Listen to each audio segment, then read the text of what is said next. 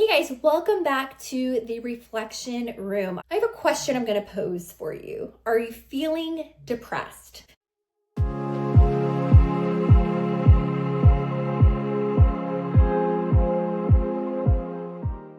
Now, if that phrase hits home for you today in any capacity, I want you to take a moment to acknowledge it without judgment. And in fact, that might be the first time ever. Depression isn't just sadness or experiencing a dip in mood. It's a complex emotional, physical, and cognitive condition that can affect how we think, how we feel, how we show up for others, and literally how we function day to day. As a mental health professional, I want to start by validating this experience. Feeling depressed, it's not a failure, and you're definitely not broken. Depression is real and often connected to a combination of factors. There are biological changes that are happening to one's brain chemistry, unresolved emotional pain. There's prolonged experiences of stress and even grief at times. Every person experiences it differently, and that's important to understand. For some, depression feels heavy. It's like carrying an invisible weight that slows everything down. You absolutely feel like you're moving slower than you have ever moved before.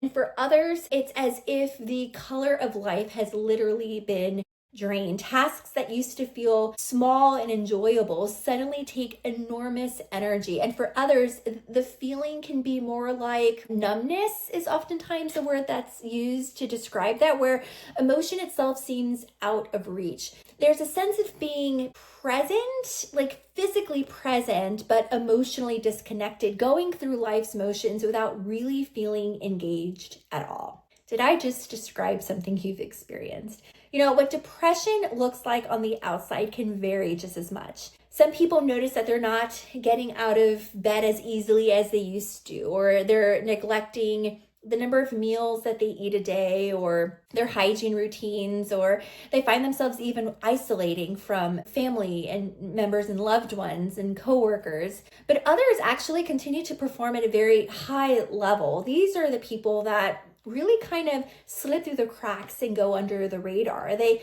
continue going to work. They smile in front of their friends. They take care for their families. They show up for their kids. They even might exercise at times, ironically enough. Yet inside, they're battling a constant sense of fatigue and hopelessness and emotional emptiness, I guess is probably the best way to describe it.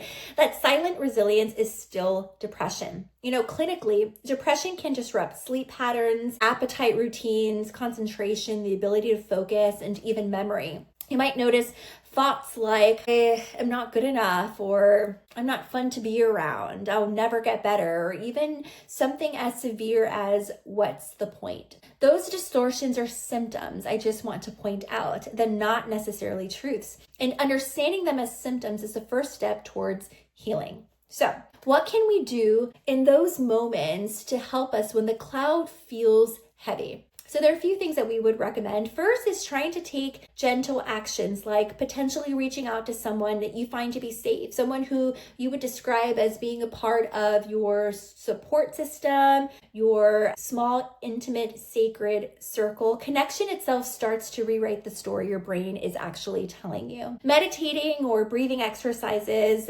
those acts of intention, just even for a few minutes, believe it or not, can help regulate the nervous system and lower our emotional overwhelmness. And then also we would recommend, it sounds really simple, but getting outside if you can, physical movement, sunlight. I was actually just listening to a podcast earlier today about the impacts of sunlight early, first thing in the morning, and then in the afternoon before the sun goes down. And then even some sensory grounding exercises can be helpful, like putting your feet on grass, allowing your feet to touch grass and dirt.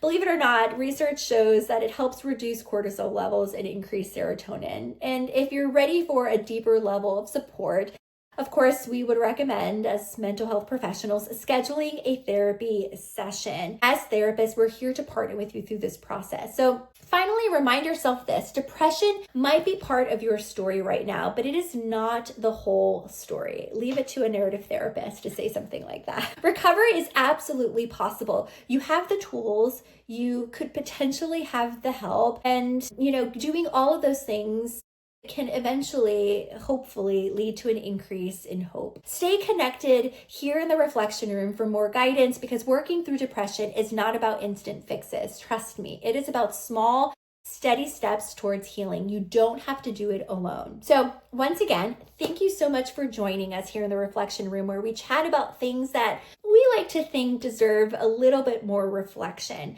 Don't forget to like our video, subscribe to our channel, and share it with a friend. And most importantly, until next time, keep reflecting.